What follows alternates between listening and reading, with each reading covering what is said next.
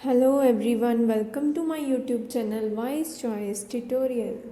आज हम 8th class का थर्ड चैप्टर अंडरस्टैंडिंग कोऑर्डिनेटर का सबसे इम्पॉर्टेंट टॉपिक करेंगे। इस टॉपिक से पहले जो इस चैप्टर के टॉपिक्स हैं उन टॉपिक्स की मैंने 2 वीडियोस पहले अपलोड की हुई हैं। उन दोनों वीडियोस के लिंक डिस्क्रिप्शन में दिए हुए हैं, आप जाके चेक कर सकते हो। आज हम अंडरस्टैंडिंग कोऑर्डिनेटर्स चैप्टर का सबसे इम्पॉर्टेंट टॉपिक करेंगे कोऑर्डिनेटर्स। कोऑर्डिनेटर्स करने से पहले हम लास्ट वीडियो का टॉपिक है interior angle of a regular polygon करेंगे।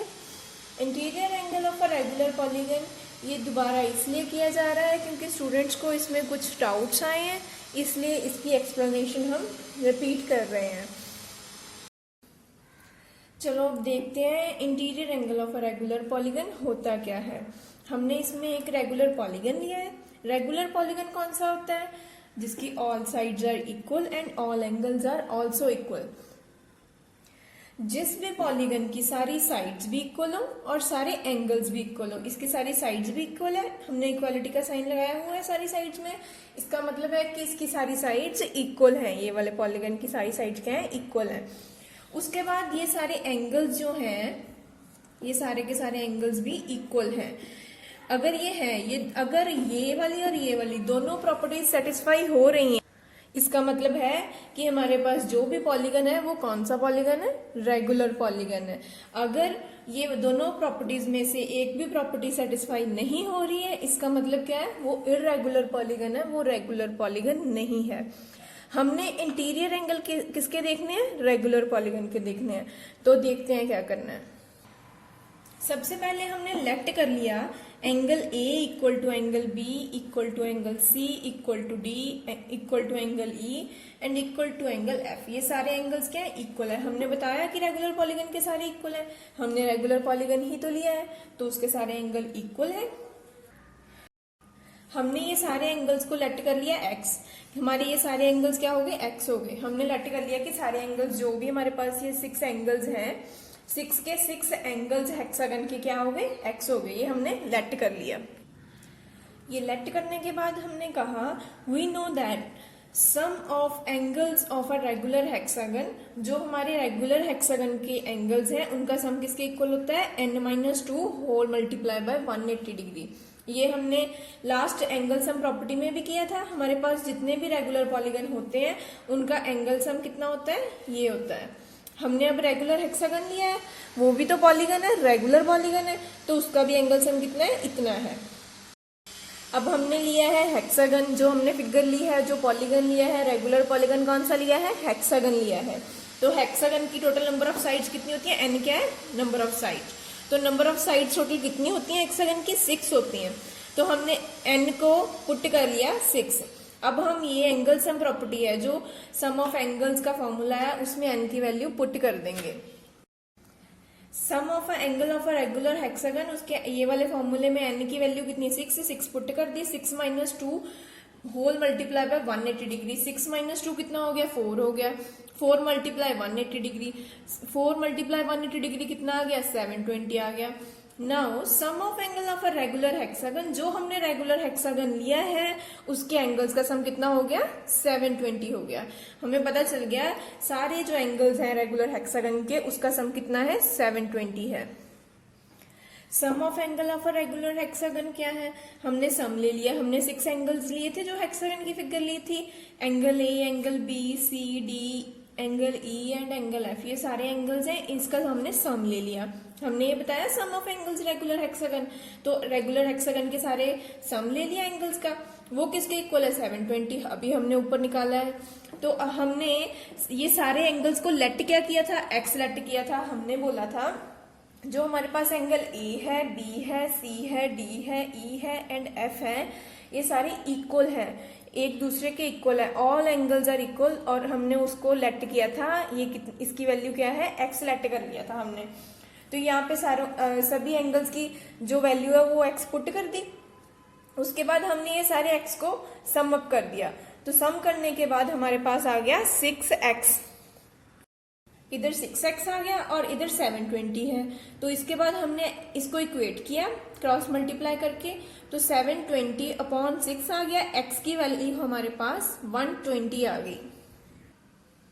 दस हमारे पास जो interior angle of a regular hexagon है, रेगुलर हेक्सागन के इंटीरियर एंगल हमारे पास कितना आ गया, 120 आ गया। हमें पता चल गया कि हमारा जो भी रेगुलर हेक्सागन होगा उसका इंटीरियर एंगल कितना होगा, 120 होगा।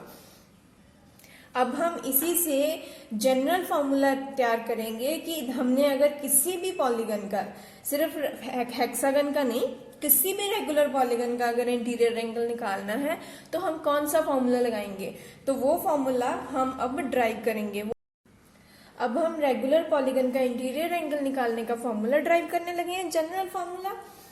जनरल फॉर्मूला क्या होता है, interior angle of a polygon, जो भी पॉलीगन का इंटीरियर एंगल है उसको मल्टीप्लाई करेंगे नंबर ऑफ साइड से। इसका मतलब है product of interior angle of a polygon and number of sides, कितनी नंबर ऑफ साइड्स है वो किसके इक्वल आएगा, सम ऑफ एंगल्स के इक्वल आएगा। हमने यही तो फॉर्मूला इधर यूज किया है। कैसे, interior angle of a polygon, interior angle जो है ये यही लिया था ना कि सारे इंटीरियर एंगल ये x है, और नंबर ऑफ साइड्स, हेक्सागन की नंबर ऑफ साइड्स कितनी थी, नंबर ऑफ साइड्स थी हमारे पास 6, क्योंकि वो हेक्सागन था और हेक्सागन की साइड्स कितनी होती हैं, 6 होती हैं। तो हमारे पास यहाँ पे हेक्सागन की जो नंबर ऑफ साइड्स थी वो 6 थी, ये इंटीरियर एंगल है, तो इन दोनों का प्रोडक्ट है। यही तो हम बोल रहे हैं, interior angle of a polygon, जो इंटीरियर एंगल होगा पॉलीगन का, और नंबर ऑफ साइड्स, इन दोनों का प्रोडक्ट किसके इक्वल आएगा, सम ऑफ एंगल्स। वही तो सम ऑफ एंगल ये था, 720 हमने पहले निकाला था, और हमें ये पता चल गया कि ये जनरल फॉर्मूला है। इससे अब इंटीरियर एंगल रेगुलर पॉलीगन का निकालने के लिए क्या फॉर्मूला बनेगा वो देख। ये interior angle of a regular polygon multiply N, क्योंकि नंबर ऑफ साइड्स एन होती हैं। सम ऑफ एंगल्स ये हमने पहले किया हुआ है, sum of angle sum property से सम ऑफ एंगल कितना होता है, n-2 होल मल्टीप्लाई 180 डिग्री। तो ये फॉर्मूला बन गया, ये है सम ऑफ एंगल का, और नंबर ऑफ साइड्स की वैल्यू n होती है, n लेते हैं हम, तो ये interior angle of a regular polygon है। अब फॉर्मूला कैसे बना, interior angle of a regular polygon is equal to n-2, ये n-2 और ये वाला n था वो इधर चला गया, मल्टीप्लाई, यहाँ पे मल्टीप्लाई में था, यहाँ पे डिवाइड में चला गया, और होल मल्टीप्लाई 180 डिग्री। n इसका interior angle of a regular polygon का फॉर्मूला क्या बन गया, n-2 upon n whole multiply 180 degree. अब हमने जब भी किसी भी रेगुलर पॉलीगन का इंटीरियर एंगल निकालना है तो फॉर्मूला ये लगेगा, ये वाला फॉर्मूला लगेगा, और हमें ये बहुत इंपॉर्टेंट है। यही फॉर्मूले के साथ हम interior angle of a regular polygon निकालेंगे, ठीक है। अब हम करेंगे कोऑर्डिनेटर्स, जो हमारी आज की वीडियो का सबसे मेन टॉपिक है। अब हम देखते हैं कोऑर्डिनेटर्स क्या है। कोऑर्डिनेटर्स क्या होते हैं, four sided polygon is a coordinator. जो फोर साइडेड पॉलीगन होगा, पॉलीगन हमने लास्ट वीडियो में भी पढ़े थे। पॉलीगन क्या होते हैं, polygon is a simple closed figure. Polygon किसे बोलते हैं, सिंपल क्लोज्ड फिगर को made up of a line segment. वो पॉलीगन उसे बोलते हैं, उस फिगर को बोलते हैं जो सिंपल हो, क्लोज्ड हो और लाइन सेगमेंट से मिलके बनी हो। उस वाली फिगर को हम क्या बोलेंगे, पॉलीगन बोलेंगे। तो जो फोर साइडेड पॉलीगन है उसे हम कोऑर्डिनेटर बोलते हैं। जैसा भी हो, जो जिसकी फोर साइड्स हो वो पॉलीगन, जिसकी फोर साइड्स हो उसे हम कोऑर्डिनेटर बोलते हैं। A coordinator has 4 vertices, 4 sides and 4 angles. Coordinator जो होता है उसकी 4 ही वर्टिसेस होती हैं, 4 साइड्स होती हैं और 4 ही एंगल्स होते हैं हमारे। और वर्टिसेस क्या होता है, कुछ बच्चे होते हैं जिनको यही नहीं पता होता कि वर्टिसेस बोलते किसे हैं। वर्टिसेस को क्या होते हैं, जो कॉर्नर पॉइंट्स होते हैं किसी भी फिगर के, जो कॉर्नर पॉइंट्स है किसी भी चीज के, जो कॉर्नर पॉइंट्स होते हैं ना, उसे हम वर्टिसेस बोलते हैं। इस वाली फिगर में कौन से वर्टिसेस हैं, ये हमारे पास कोऑर्डिनेटर है, हमने कोऑर्डिनेटर की एग्जांपल ली है। इसमें वर्टिसेस कौन कौन से हैं, ए, बी, सी और डी, ठीक है। और 4 साइड्स हैं, A B, B C, C D और डी ए, वही हमने लिख ली। और इसके 4 ही एंगल्स होते हैं जो कोऑर्डिनेटर होता है, एंगल ए, बी, सी और D. Angle A, angle B, angle C और एंगल डी, 4 एंगल्स, 4 साइड्स और 4 वर्टिसेस, उसे हम कोऑर्डिनेटर बोलेंगे। ये ऑपोजिट साइड जो A B and C D ये इसके ऑपोजिट है, ए बी सी डी के ऑपोजिट है, ए डी जो है वो बी सी के ऑपोजिट है। आगे आती है एडजेसेंट साइड्स। एडजेसेंट साइड कौन सी है? जो ए बी है वो बी सी के एडजेसेंट है। जैसे ये फिगर है उसमें ए और बी, ए बी जो साइड होगी वो बी सी के एडजेसेंट है। ऐसे ही जो ए डी है वो डी सी के एडजेसेंट है, डी सी बी के एडजेसेंट है और ए बी ए डी के एडजेसेंट है। ये लिखा हुआ है। ए बी बी सी के एडजेसेंट है, ए बी ए डी के भी एडजेसेंट है, बी सी जो है वो सी डी के एडजेसेंट है एंड सी डी जो है वो डी ए के एडजेसेंट है। ये एडजेसेंट साइड्स हो गई कोऑर्डिनेटर। उसके बाद है ऑपोजिट एंगल्स। ऑपोजिट एंगल्स क्या है? जैसे हमने ये कोऑर्डिनेटर बनाया है एक A B C and D, ठीक है। और ऑपोजिट एंगल जो एंगल ए है वो सी के ऑपोजिट है, एंगल बी जो है एंगल डी के ऑपोजिट है। ये ऑपोजिट एंगल्स हो गए, ये इसके ऑपोजिट और ये इसके। ये लिखा हुआ ए सी ऑपोजिट एंगल है और angle B and angle D भी ऑपोजिट है। उसके बाद आते हैं एडजेसेंट एंगल्स। एडजेसेंट एंगल्स कौन से होते हैं? एडजेसेंट एंगल्स जो साथ साथ वाले, सेम जैसे अभी हमने ऑपोजिट पहले साइड्स की वैसे ऑपोजिट एंगल्स हैं। ऑपोजिट एडजेसेंट साइड्स की और एडजेसेंट एंगल्स करेंगे अब हम। एंगल ए बी के एडजेसेंट है।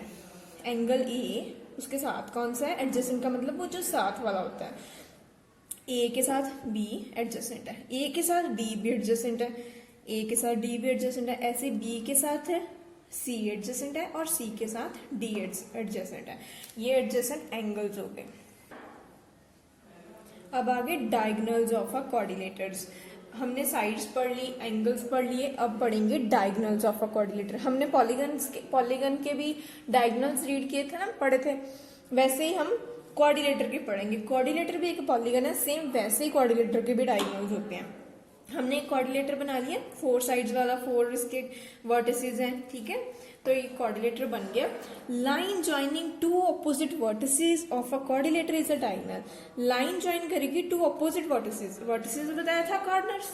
2 वर्टिसेस को, ऑपोजिट वाले वर्टिसेस, उनको जब एक लाइन ज्वाइन करेगी तो वो क्या बनेगा? डायगोनल। जैसे ए सी बना, ये ऑपोजिट से मीट किया, उसके बाद बी डी बना। AC and BD are the diagonals of a coordinator and they meet at a point O। और ये दोनों डायगोनल कहाँ पे मीट कर रहे हैं? पॉइंट O पे मीट कर रहे हैं। ये डायगोनल ऑफ अ कोऑर्डिनेटर। ये डायगोनल्स होते हैं कोऑर्डिनेटर के। हमारा नेक्स्ट टॉपिक है टाइप्स ऑफ कोऑर्डिनेटर्स। कोऑर्डिनेटर्स के बाद सबसे इंपॉर्टेंट टॉपिक हमारा टाइप्स ऑफ कोऑर्डिनेटर्स ही है। हमें पता होना चाहिए भी कोऑर्डिनेटर की टाइप्स कितनी है, कौन कौन सी है, कैसी होती हैं, ये सारी चीजें। सबसे पहले हम बता रहे हैं टाइप, कौन सी टाइप है, फिर उसकी फिगर ड्रॉ करेंगे, फिगर कैसी होगी, और उसकी प्रॉपर्टी। प्रॉपर्टी का मतलब भी हमें पता कैसे चलेगा भी वो कौन सा कोऑर्डिनेटर है, उसकी कौन सी क्वालिटी है जिससे हमें पता चलेगा ये वही वाला कोऑर्डिनेटर है, ठीक है। तो अब हम करेंगे, सबसे पहली टाइप है हमारी ट्रेपीजियम। ट्रेपीजियम, ट्रेपीजियम की शेप ऐसी होती है, A B C D. Trapezium ले लिया, एक फिगर बना ली। हमें ये कैसे पता चलेगा ये वाला कोऑर्डिनेटर ट्रेपीजियम ही है, कोई और नहीं है? उसके लिए इसकी एक प्रॉपर्टी है, अगर ये सेटिस्फाई करेगी तो ये ट्रेपीजियम है, अदरवाइज नहीं है। जैसे 1 pair of a parallel side A B parallel C D. 1 pair इसका जो है वो क्या होगा? पैरेलल होगा। इसमें देखो ए बी सी डी के पैरेलल है, लेकिन ए डी और बी सी पैरेलल नहीं है क्योंकि ये कहीं ना कहीं जाके ऐसे मीट कर जाएगी। लेकिन ए बी और सी डी पैरेलल है, तो इसका 1 पेयर है जो पैरेलल होगा। अगर 1 पेयर पैरेलल है तो वो ट्रेपीजियम है। वो कोऑर्डिनेटर कौन सा है? ट्रेपीजियम है। उससे नेक्स्ट वाला है पैरेललोग्राम। सेकंड टाइप कौन सी है कोऑर्डिनेटर्स की? पैरेललोग्राम। पैरेललोग्राम की फिगर ऐसी बना ली, हमें पता कैसे चलेगा कि ये ट्रेपीजियम से अलग है, ये पैरेललोग्राम है, कैसे पता चलेगा? उसके लिए उसकी ये प्रॉपर्टीज हैं। देखो, ऑपोजिट साइड्स आर पैरेलल, इसकी ऑपोजिट साइड दोनों ही पैरेलल है। ये वाला ऑपोजिट पेयर और ये वाला ऑपोजिट पेयर, दोनों पेयर क्या है? पैरेलल है। ए बी सी डी के पैरेलल है, ए बी सी डी के पैरेलल है। आप देख सकते हो कि पैरेलल है, कहीं जाके ये मीट नहीं कर सकती क्योंकि ये पैरेलल है। सेम वैसे ही जो ए डी है वो बी सी के पैरेलल है, ए डी बी सी के पैरेलल है। और इसकी मेन क्या नेक्स्ट क्या है? Opposite sides are equal. इसकी जो ऑपोजिट साइड्स है वो भी इक्वल है। जो ए बी होगा वो सी डी के इक्वल होगा, उन दोनों की लेंथ भी सेम होगी। ठीक है। उसके बाद ए डी बी सी के इक्वल है, ये वाली एडी की लेंथ बीसी के इक्वल होगी। ये दोनों opposite sides are parallel and opposite sides are equal. अगर ये दोनों प्रॉपर्टी सेटिस्फाई होगी तो ये कौन सी फिगर है, पैरेललोग्राम। ये कोऑर्डिनेटर कौन सा हुआ, पैरेललोग्राम। उसके बाद हमारी नेक्स्ट टाइप है रोम्बस। पैरेललोग्राम के बाद कौन सी है, रोम्बस। रोम्बस की फिगर ऐसी है। रोम्बस की फिगर तो बना दी हमने, लेकिन ये पता कैसे चलेगा ये इससे डिफरेंट है। उसके लिए क्या प्रॉपर्टी है, इसकी प्रॉपर्टी से ही पता चलेगा कि ये वाली फिगर का क्या नेम है, ये कौन सा कोऑर्डिनेटर है। इसकी प्रॉपर्टी क्या है, parallelogram with all sides equal. इसमें क्या था, ऑपोजिट साइड्स जो इक्वल थी, opposite sides parallel and opposite sides equal. इसमें क्या है, पैरेललोग्राम में पैरेललोग्राम वाली प्रॉपर्टी तो लगेगी ही, विद ऑल साइड्स इक्वल। इसकी ऑपोजिट साइड्स इक्वल नहीं है, इसकी सारी की सारी साइड्स जो है वो इक्वल हैं। जैसे हमने इक्वालिटी का साइन भी लगा दिया, सारी साइड्स क्या है, इक्वल है। पैरेललोग्राम वाली प्रॉपर्टी तो सारी लगेंगी ही, विद उसके साथ कौन सी लगेगी, ऑल साइड्स इक्वल। पैरेललोग्राम वाली first property A B parallel C D and A D parallel B C, ये वाली प्रॉपर्टी तो सेटिस्फाई होगी। नेक्स्ट क्या है, A B equal to B C equal to C D equal to A D. ये है rhombus हमारा, जिसमें पैरेललोग्राम की प्रॉपर्टी सेटिस्फाई होने के बाद उसकी सारी साइड्स भी इक्वल होंगी। उसके बाद हमारी नेक्स्ट टाइप है रेक्टेंगल्स। हमने ट्रेपीजियम किया, ट्रेपीजियम के बाद किया पैरेललोग्राम, उसके बाद किया रोम्बस, अब आ रहा है हमारा रेक्टेंगल। रेक्टेंगल क्या है, पैरेललोग्राम विद, उसकी फिगर हमने ये बना दी। उसके बाद parallelogram with opposite sides equal है and all four angles 90 degree. Parallelogram वाली सारी प्रॉपर्टीज तो सेटिस्फाई होंगी ही इसमें भी, विद उसके साथ साथ क्या होगा, ऑपोजिट साइड्स इक्वल। वो पैरेललोग्राम में भी था ऑपोजिट साइड्स इक्वल। देखो ऑपोजिट साइड्स ये वाली इसके और ये वाली इसके, इक्वालिटी के साइन है ना, ये इसके और ये इसके। उसके बाद four angles, all the four angles कौन से, ये वाले, angle A, angle B, angle C and angle D, ये 90 डिग्री होंगे। ये पैरेललोग्राम वाली फर्स्ट प्रॉपर्टी लग गई कि ऑपोजिट जो साइड्स हैं वो पैरेलल है, ए बी सी डी के पैरेलल है और ए डी है जो वो बी सी के पैरेलल है। उसके बाद जो ऑपोजिट साइड्स वो इक्वल है, पैरेललोग्राम में भी थी, ये वाली इसके और ये वाली इसके इक्वल है। नेक्स्ट इसमें क्या है, भी सारे के सारे जो एंगल है वो 90 डिग्री के इक्वल है। Angle A, angle B, angle C and angle D all are equal to 90 degree. उसके बाद हमारा आता है स्क्वायर। हमारी नेक्स्ट टाइप है स्क्वायर। कोऑर्डिनेटर की नेक्स्ट टाइप जो फिफ्थ टाइप है वो है स्क्वायर। स्क्वायर की फिगर ऐसी है। इसकी प्रॉपर्टीज क्या है, parallelogram with all sides equal and all four angles 90 degree.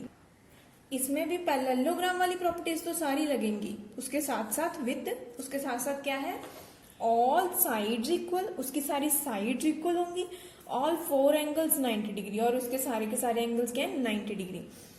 All sides equal देख लो, जो ए बी है वो बी सी के इक्वल है, सी डी जो है वो इक्वल है ए डी के। सारी साइड्स इक्वालिटी का साइन लगा हुआ है कि सारी साइड्स क्या है, इक्वल है। पैरेललोग्राम की फर्स्ट वाली प्रॉपर्टी भी सेटिस्फाई हो रही है, देख लो, ए बी जो सी डी के पैरेलल है, ए डी बी सी के पैरेलल है ना। देखो ये सारी, क्योंकि कहीं जाके मीट करने वाली तो लग नहीं रही है क्योंकि पैरेलल चल रही हैं। उसके बाद सारी साइड्स भी इक्वल है, हमने बता दिया, इक्वालिटी का साइन भी लगा हुआ है। उसके बाद जो angle A, angle B, angle C and angle D all are equal and equal to 90 degree. सारे एंगल्स 90 डिग्री के भी इक्वल हैं, तो ये क्या है, स्क्वायर। अगर ये सारी प्रॉपर्टीज सेटिस्फाई हो रही हैं तो ये स्क्वायर है। ये है हमारी कोऑर्डिनेटर्स की टाइप्स। कोऑर्डिनेटर्स की एक और इम्पॉर्टेंट टाइप है जिसका नेम है काइट। ये भी कोऑर्डिनेटर है क्योंकि इसकी भी फोर साइड्स हैं। हमने बोला था कोऑर्डिनेटर वो होता है जिसकी फोर साइड्स हों, फोर साइड्स हैं, फोर वर्टिसेस हों, फोर वर्टिसेस भी हैं और फोर एंगल्स भी हैं, तो ये भी कोऑर्डिनेटर की टाइप है। It is a quadrilateral where two pair of a consecutive sides are equal. इसमें क्या है, दो पेयर कंसेक्यूटिव साइड्स। कंसेक्यूटिव कौन सी होती हैं, जो साथ साथ में होती हैं, साथ लगने वाली, वो क्या है, वो इक्वल है। देखो ए बी ए डी के इक्वल है, ये लिखा हुआ है, और ये इक्वालिटी का साइन भी लगाया है, ये वाली साइड इसके equal and B C C D के इक्वल है। ये हमने इक्वालिटी का साइन लगा दिया, हमें ये भी पता चल गया कि ये इक्वल है। उसके बाद इसकी प्रॉपर्टीज क्या है, अब हम पढ़ेंगे काइट की प्रॉपर्टीज क्या है। फर्स्ट प्रॉपर्टी है हमारी diagonals are perpendicular to each other. जो इसके डायगनल्स हैं वो एक दूसरे के परपेंडिकुलर हैं। Diagonal A C perpendicular to B D. जो ए सी है वो परपेंडिकुलर किसके हैं, बी डी के हैं, परपेंडिकुलर है, ठीक है। उसके बाद हमारी सेकेंड टाइप है one diagonal bisect the other. एक डायगनल दूसरे को बाइसेक्ट करेगा, ए सी बाइसेक्ट बी डी। जो ए सी डायगनल है वो बी डी को बाइसेक्ट कर रहा है, और जो है B O equal to D O आ गया, क्योंकि बाइसेक्ट किया, हाफ में कट हुआ, तो इसका मतलब जो बी ओ है वो डी ओ के इक्वल है। अब है हमारी लास्ट वाली प्रॉपर्टी। लास्ट प्रॉपर्टी क्या है, one pair of opposite angles are equal. इसमें one pair, only one pair जो है ऑपोजिट एंगल्स का वो इक्वल होगा। इसमें बताया हुआ है एंगल जो बी है वो एंगल डी के इक्वल है। ये देखो एंगल बी जो है इसके ऑपोजिट है डी के, और ये इक्वल है, ये दोनों एंगल इक्वल होंगे। और ए जो है वो सी के इक्वल नहीं होगा, सिर्फ वन पेयर इक्वल होगा, तो वन पेयर बी और डी वाला इक्वल है। But angle A is not equal to C. हमने बताया जो एंगल ए है वो सी के इक्वल नहीं है, only B and D equal है। नेक्स्ट है हमारा difference between rhombus and kite. हमें कैसे पता चलेगा रोम्बस और काइट में डिफरेंस क्या है। उसमें क्या है, हमने रोम्बस लिया और काइट लिया, डिफरेंस बताने जा रहे हैं। रोम्बस और काइट दोनों की फिगर बना ली। Rhombus is a parallelogram. सबसे पहली बात है रोम्बस जो है वो पैरेललोग्राम है, उसकी सारी साइड्स इक्वल है, और सारी साइड्स इक्वल तो है ही, उसके साथ साथ पैरेलल भी हैं, ठीक है। तो हमें पता चल गया ये दोनों पैरेललोग्राम की प्रॉपर्टीज सेटिस्फाई कर गया, और ये पैरेललोग्राम है। जो रोम्बस है वो पैरेललोग्राम है। इधर आ गया काइट। काइट भी क्वाड्रिलेटर है, इसकी फोर साइड्स अभी हमने पढ़ा कि जो काइट है वो क्वाड्रिलेटर है, क्योंकि इस two pair of consecutive sides are equal. हमने बोला ही है भी उसकी कंसेक्यूटिव साइड्स जो है वो इक्वल होंगी, ठीक है, दोनों पेयर। और रोम्बस में, इसकी रोम्बस में क्या है, उसकी सारी साइड्स इक्वल। हमें पता है A B B C C D and D A all are equal. ये पैरेललोग्राम है, और इसमें क्या है, सिर्फ consecutive sides A B A D B C और सी डी इक्वल है। ये इसके इक्वल है, ये इसके इक्वल है। ये पैरेललोग्राम है, ये पैरेललोग्राम नहीं है। सबसे मेजर डिफरेंस यही है। हमें रोम्बस और काइट में डिफरेंस कैसे पता चलेगा, इसी से पता चलेगा। जो रोम्बस होता है वो पैरेललोग्राम है, लेकिन जो काइट है वो नहीं है। Rhombus is a parallelogram, kite is not. यही मेजर डिफरेंस है रोम्बस और काइट में। इसके साथ ही हमारा चैप्टर कंप्लीट होता है अंडरस्टैंडिंग क्वाड्रिलेटर्स। अंडरस्टैंडिंग क्वाड्रिलेटर्स की इस वीडियो और इससे पहले जो दो वीडियोस डाली हैं वो दोनों वीडियोस का लिंक भी इस वीडियो की डिस्क्रिप्शन में दिया है। अगर आपको ये तीनों वीडियोस देखने के बाद भी अंडरस्टैंडिंग क्वाड्रिलेटर चैप्टर में कोई भी डाउट है, कोई प्रॉब्लम है, तो आप कमेंट सेक्शन में बता सकते हो। आपके उस डाउट और प्रॉब्लम को देखा जाएगा और उसके लिए अलग वीडियो बनाई जाएगी। ये understanding quadrilaterals chapter 8th class की एनसीईआरटी बुक का 3rd चैप्टर है। अगर इस वीडियो के बाद भी आपको इस चैप्टर के किसी भी क्वेश्चन में प्रॉब्लम आती है, कोई भी सम सॉल्व करने में प्रॉब्लम है, तो आप कमेंट सेक्शन में बता देना, वो सम सॉल्व किया जाएगा और एक्सप्लेन भी किया जाएगा। ऐसी और वीडियोस देखने के लिए मेरा YouTube channel wise choice tutorial subscribe करना ना भूलें। Thanks for watching.